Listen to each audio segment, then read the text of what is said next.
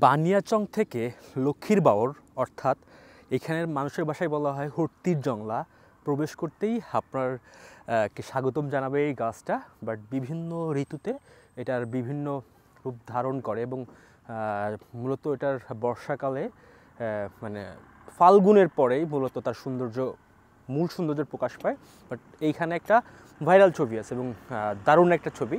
So এইখানে এক চাচা আপনার কি যেন বিক্রি করতেছিল এবং এইখান থেকে তখন গাছে সম্পূর্ণ পুরা যৌবন ছিল আর কি, ভরা যৌবনে, মানে আর কি পাতা পরিপূর্ণ ছিল আর কি, সবুজারণ্য এবং দেখতে অসাধারণ সুন্দর লাগতেছিল।